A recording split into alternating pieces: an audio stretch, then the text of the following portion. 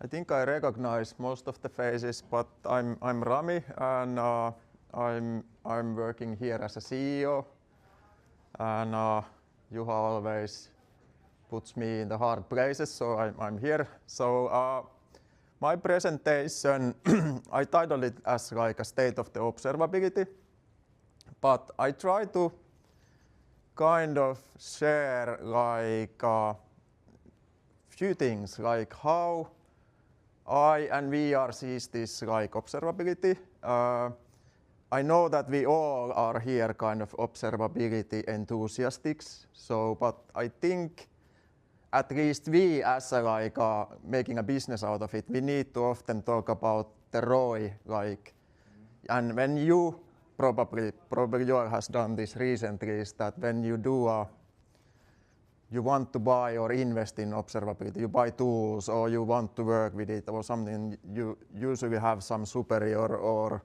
CTO or CIO or even CEO or someone that you need to justify why you need to do this, why you need to invest in this. So I try to give some ideas about it for those talks. And trust me, I have spent quite a lot of time to actually think myself about this as well. And hopefully I can also share, you ask about AI, maybe I can share that how I think the AI will influence. And then after my presentation, Joel will really tell about actual implementations. And then, of course, let's have a discussion. There is no like one truth usually, and especially nowadays, I think the world in this field is going really fast. At least I have this constant fear of missing out things.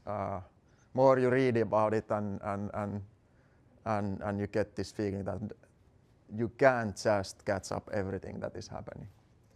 So, State of the Observability is actually a report that Splunk publishes every year. They interview, I think last time they interviewed something like almost 2,000 engineering professionals and IT ops people, and like how do they see the impact of observability in their own environment. And I picked 5 topics from this report. And of course, it's like on an agenda of Cisco and Splunk, this like that observability becomes a business driver.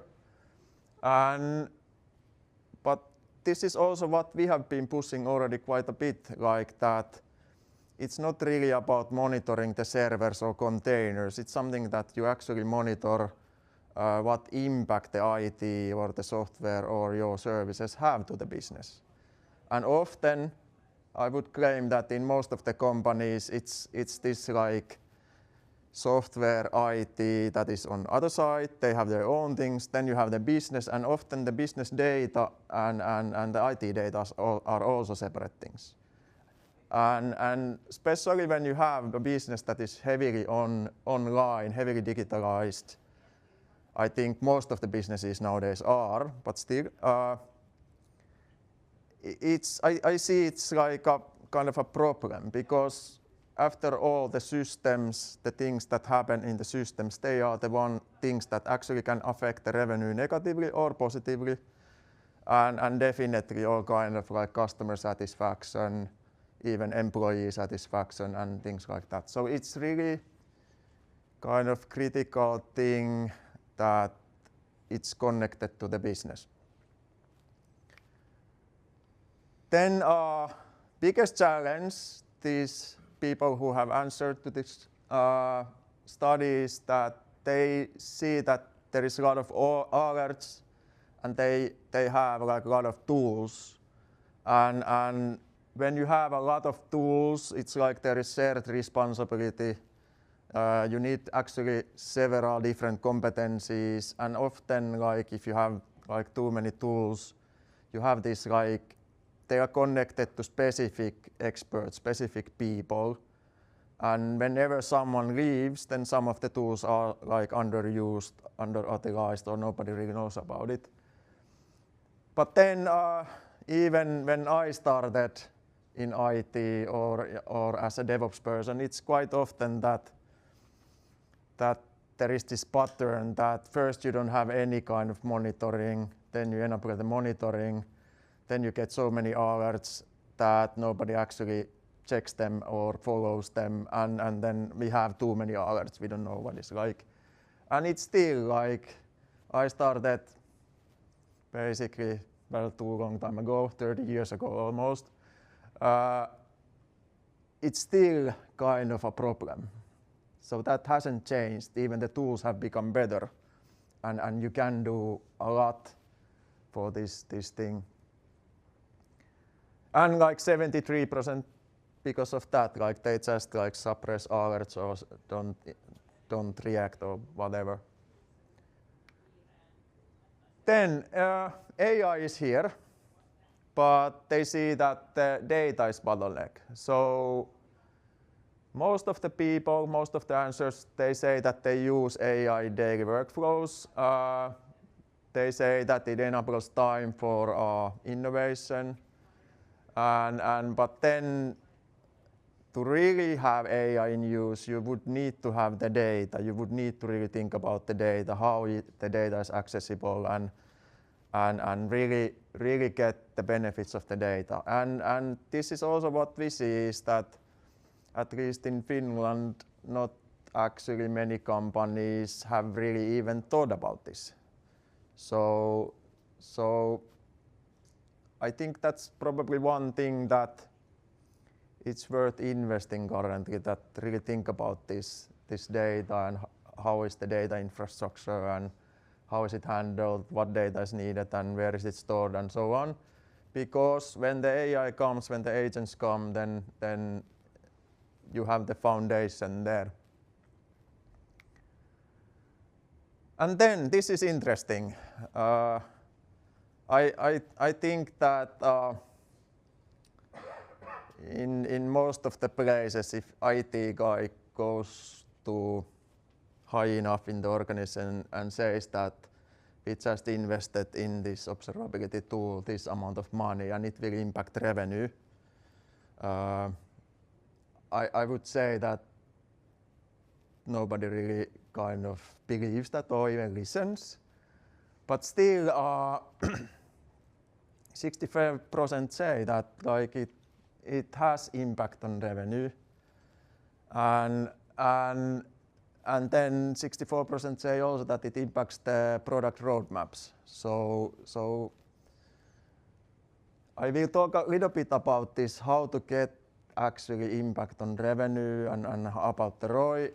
But I guess the product roadmaps it's like if you really utilize observability, and I actually have been in that situation that I have worked in a development team, for example, and then business and product wants the team to implement some feature, but nothing is implemented to actually to see if the feature works like it is expected or does it bring any results, or often even that if anyone is using the feature.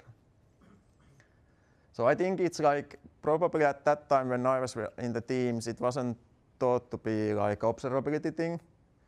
But if I would now go to a team, if I would have a team and I would be responsible of a service or a product, I would actually set up the visibility first. I would monitor and have the visibility to the things that I expect it to have. And that's actually one of the things like these service level objectives and this kind of things that they need to be set. So then last thing, I put a stop sign here because I wanted to little bit stop here, that the ones that are kind of thought to be the top performers in the observability, they also believe the most that they have an impact on revenue and the ROI of the observability. And one thing is one thing is that like if you really have this kind of people or organizations and leaders in these things, it actually influences the whole organization. So if it's implemented in different places, you actually see what is happening, you connect it into the business, it's obvious that it will start to impact also other people, other organizations, other teams, and maybe that's the reason. Of course, they are also probably more positive and they think that it has a bigger impact, which is maybe one part of it.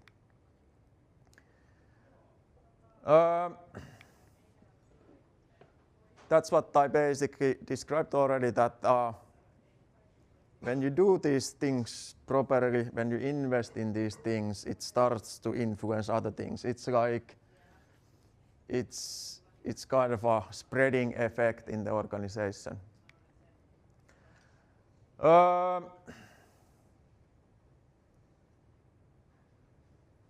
This is probably, I have told everything which is in this small text, so I don't go through.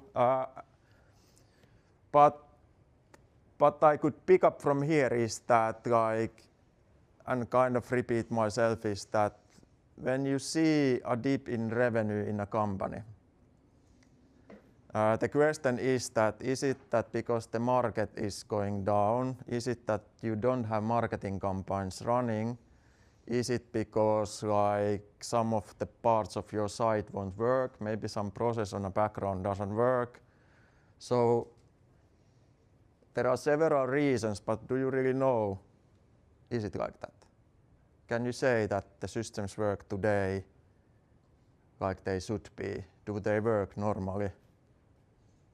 Do they work maybe with a slower performance than yesterday or 1 week, or even worse, 6 months ago? Because then it's like a long time period. You cannot really say that something has changed unless you have a proper tooling, proper data, and you have thought about this.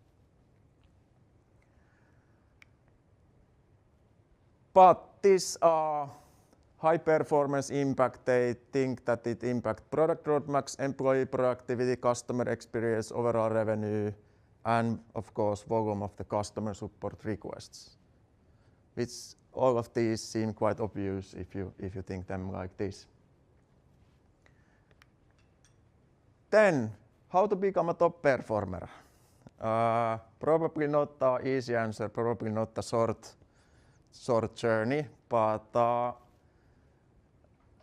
I a little bit thought about this, and this is not like unique idea. I kind of drafted this kind of a model that, okay, what does it mean actually to have different levels of observability practice? And if you go to AI or Google or something, you can find that there are this kind of vendor-specific models that, yeah, you need to implement this tool, you need to implement this product, and then you go up on the levels. But this is not tied to a product, this thought. It's like just trying to imagine what it could be. And on the first level, it's this that I would claim that most Finnish companies are, level 1. So there are like basic monitoring, there are logs and health checks, but there isn't really visibility across the systems or products or anything. Like there is, and I think Juha can confirm, or Kimmo can confirm, that we have lots of these discussions with companies, and if we start the discussion, they say, yeah, we have a monitoring. But when you discuss further, they still say that, yeah, usually it's the customers that notice the problem first. And it's this the level 1.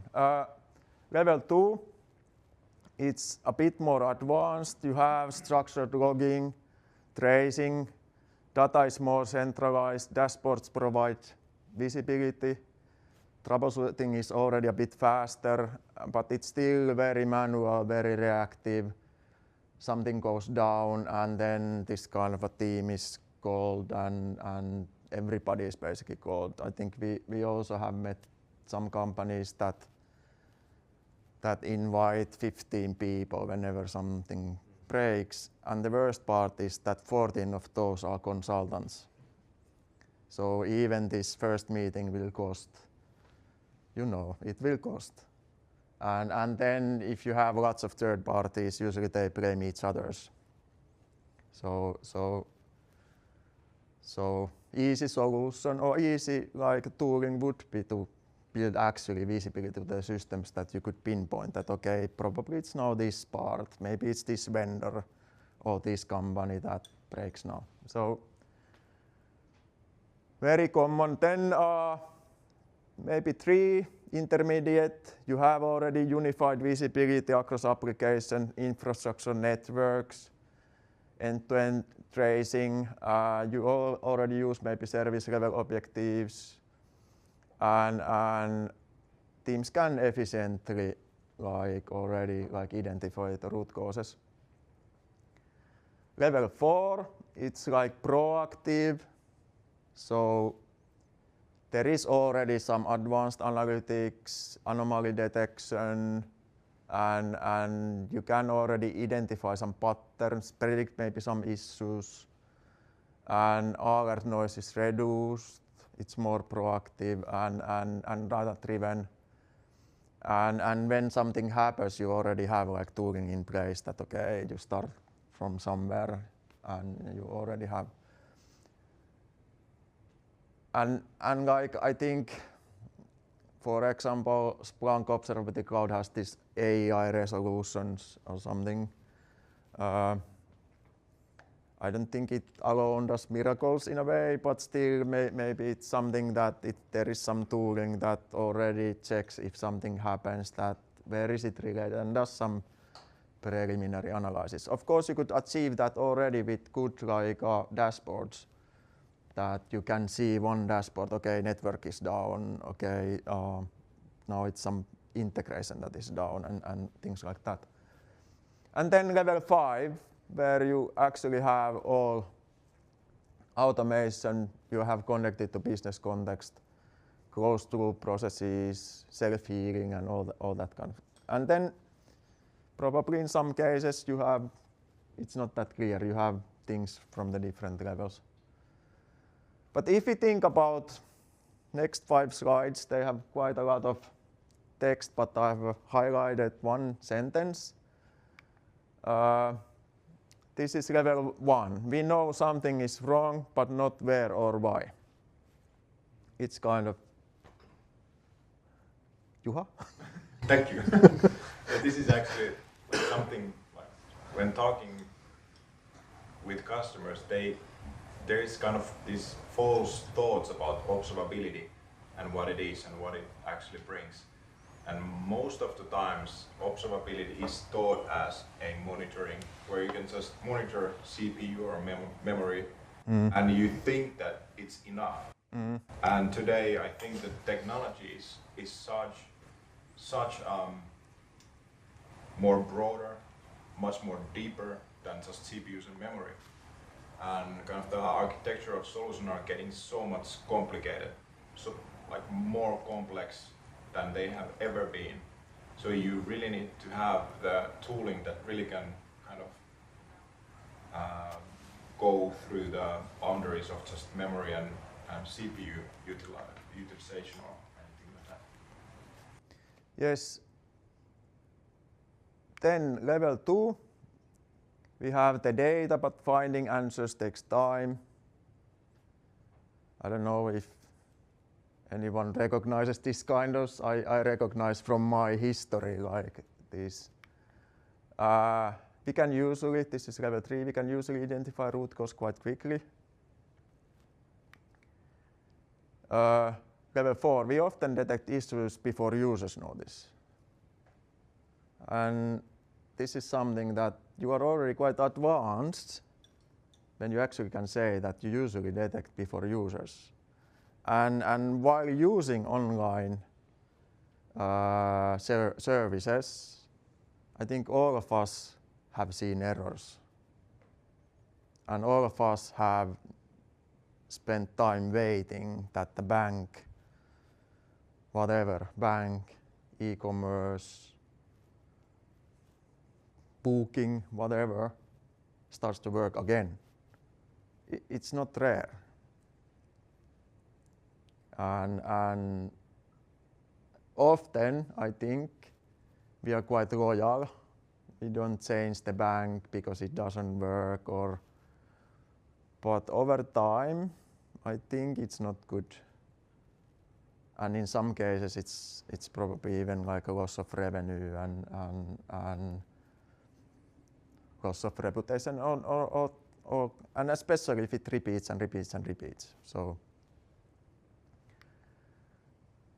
and then level 5, many issues are resolved automatically, or there is some kind of process that it's resolved, some workaround is applied, ticket is created or something like that.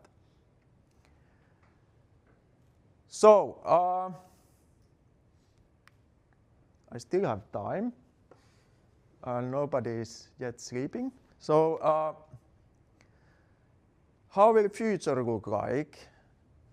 And this is like how we have seen it, how we follow a lot of like new features, new products, especially nowadays when we work also with Cisco, there is a lot of new things coming.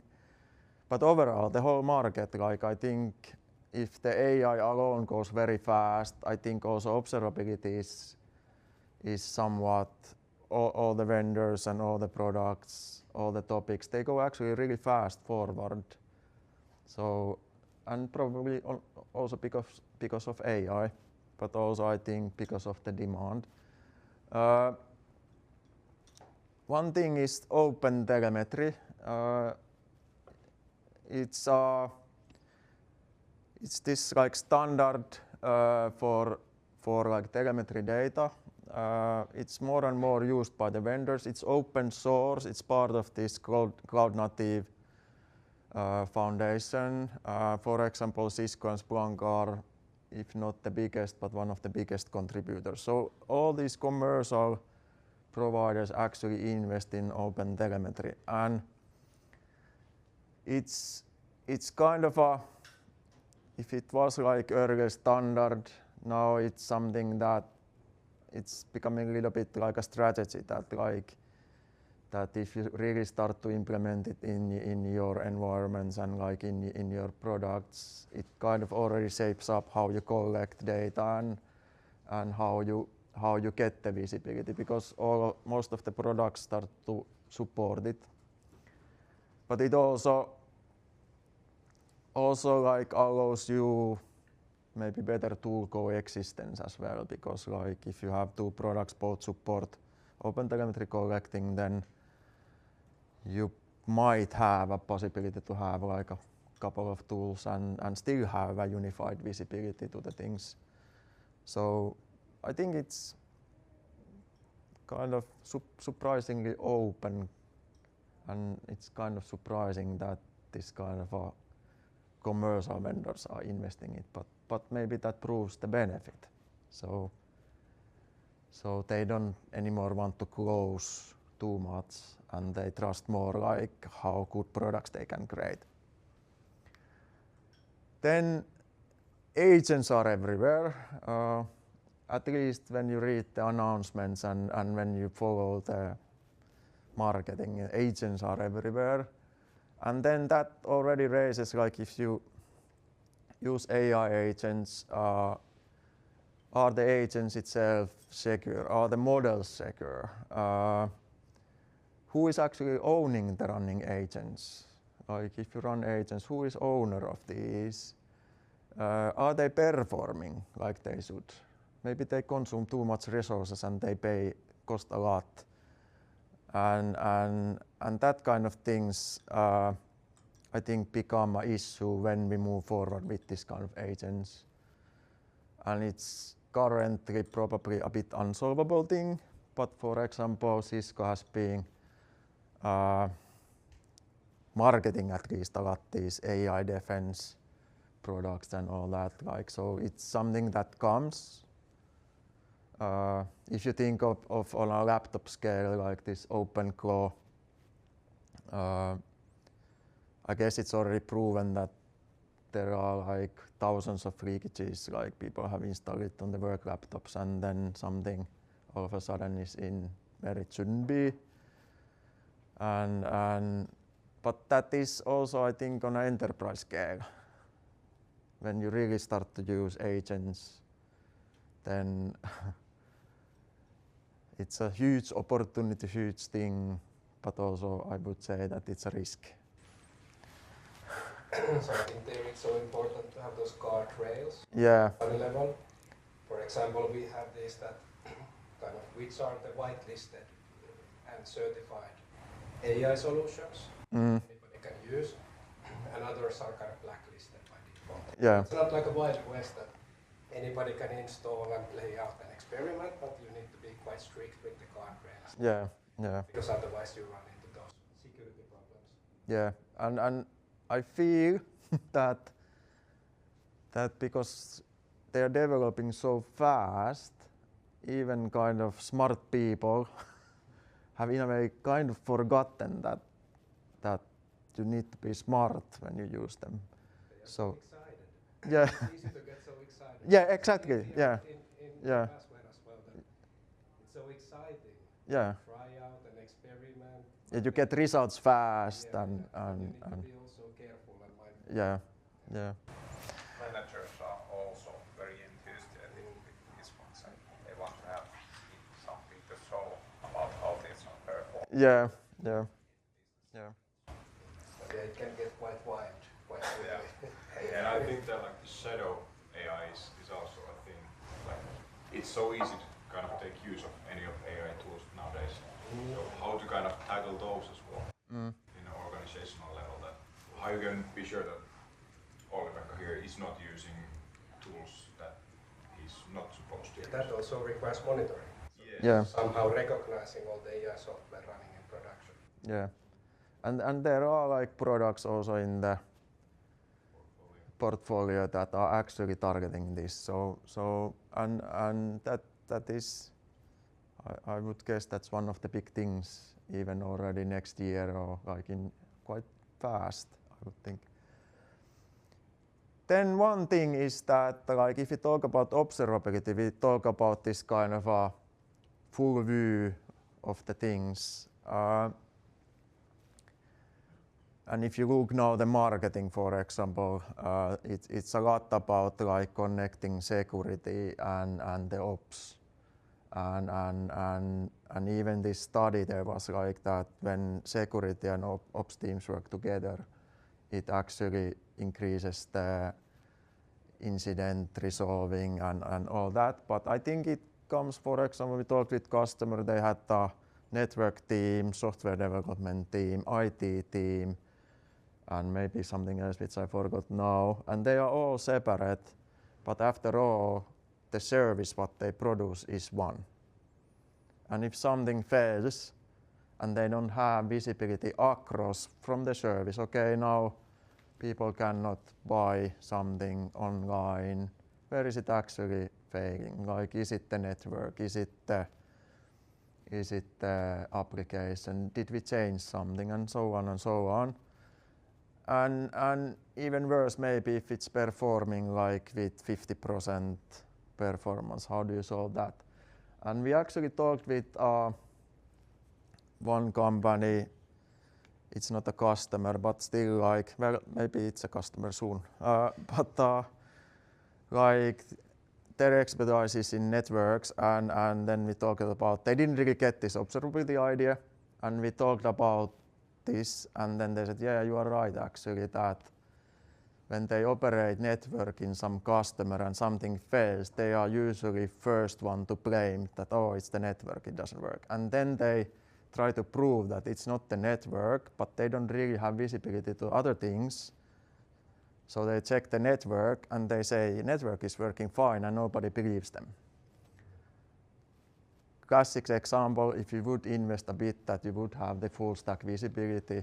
If you would work together, it already would speed up the problem resolution time, and in that sense it would be beneficial.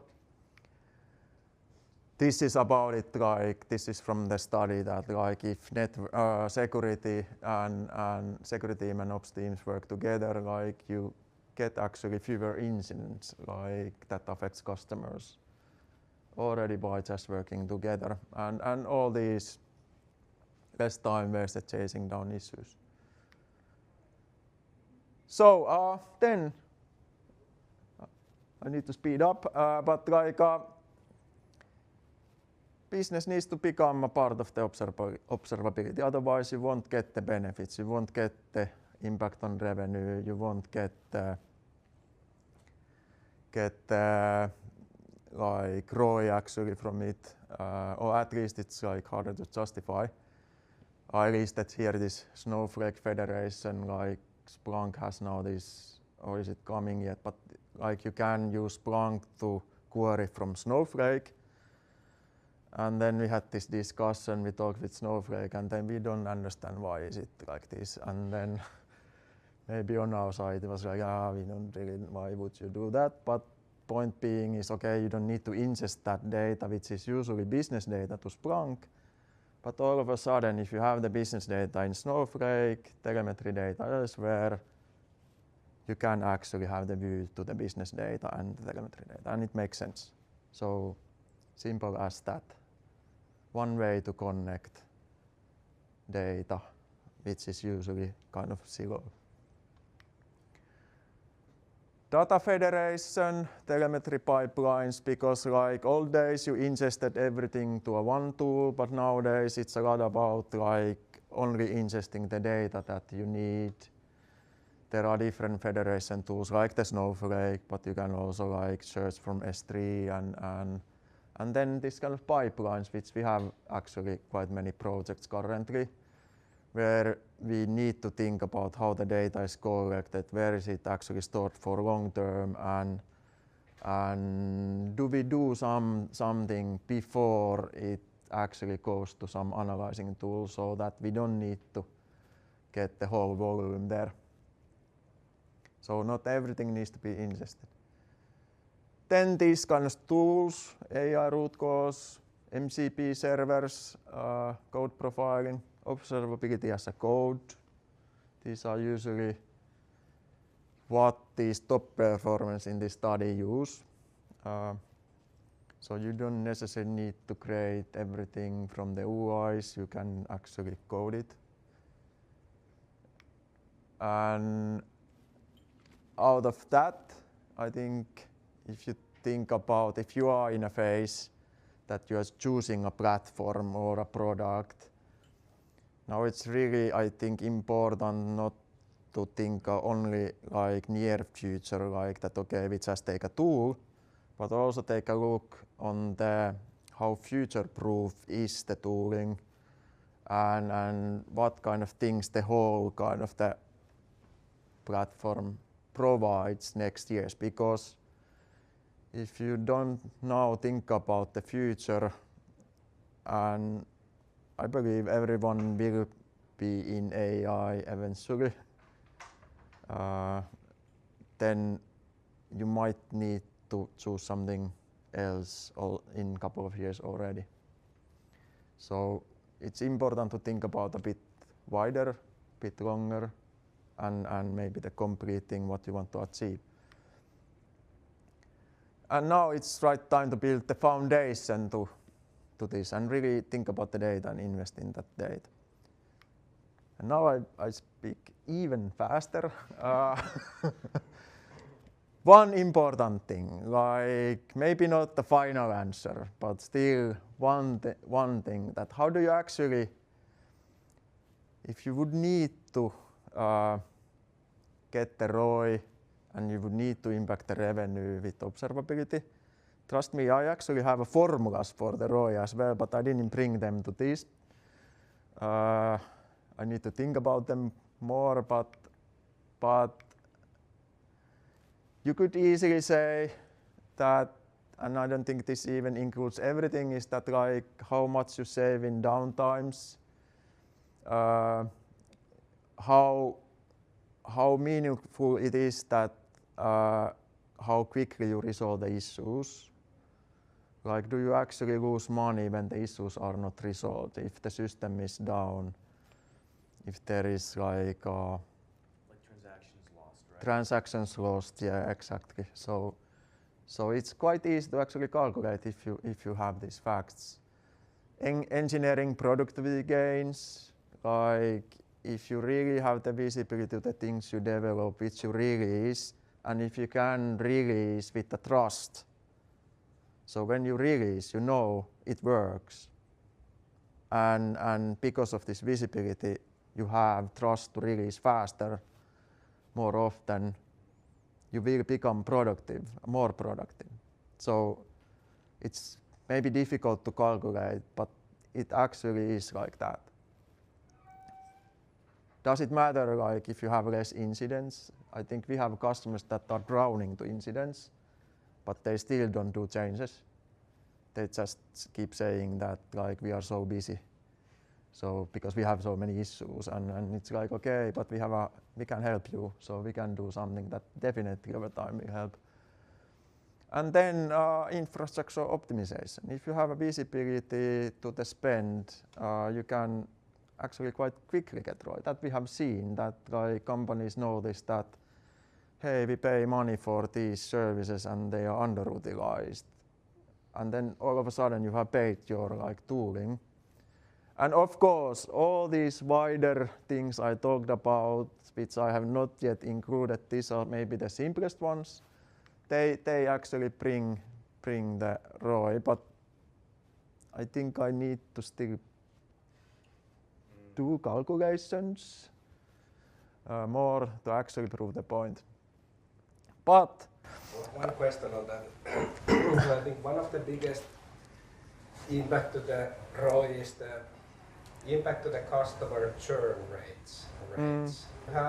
If you don't have a stable production, customers will not be happy customer rates. They will not renew their contracts. They don't want to do more business with you rates. And they will not advocate for you. So I think that's the biggest impact, that in a way, if we do our job correctly in operations, they don't even know we exist because it's always 100% operational. Happy to do business, that's not the bottleneck. But if that's not the case and they see issues happening all the time, that might be the reason why they don't want to continue the business with us. And that might be millions and millions of us. yeah. But that's very difficult to quantify and calculate. Like 6,000 customers, that, okay, what's the impact to the ROI if it would theoretically impact some churn rate? It's an impossible calculation, but I think that's one of the biggest factors. I mean, from my recent experience, we're looking exactly at okay, can we? Some things are a little bit more tangible, like customer case reduction. For every case you prevent the customer reporting, you save 50 euros from support. So some things are a little bit easier, but then when it comes to like a little bit bigger things, like if the NPS is 20 and you want to raise it up to 50, how much will that cost and what's the value? What's something, right? And a lot of people execs struggle to tell us this is worth 2 million euros for us. Yeah. So then it's hard to compare the price tag. Yeah, and related, there was like also another study where they asked like from marketing people that like what does it mean if your services are down? And they answered something like that it's like giving benefit to the competitors which the marketing needs to actually buy back. So they need to invest more in marketing in order to get back. It's also hard to calculate, but I think it's interesting view that marketing thing that shit our service is down. Now we need to do more marketing to get it back in a way. And it's hard to calculate as well, but still related. But anyway, about this maturity, and I think it's like overall, like in all these things, it's not like a bad thing that if the company is on a level 1, because like, of course, like we, for example, as people, we have a different journey always. We learn, and if we change our thing, we have a different journey. And companies have the same. And when things change, it's like it's something you develop. So I would really kind of do some kind of a roadmap. Okay, we want to go there. What do we need to do? And then just start working that. And then, if I talked about like how teams should connect, how like business should be connected, and I know it's very difficult, but somehow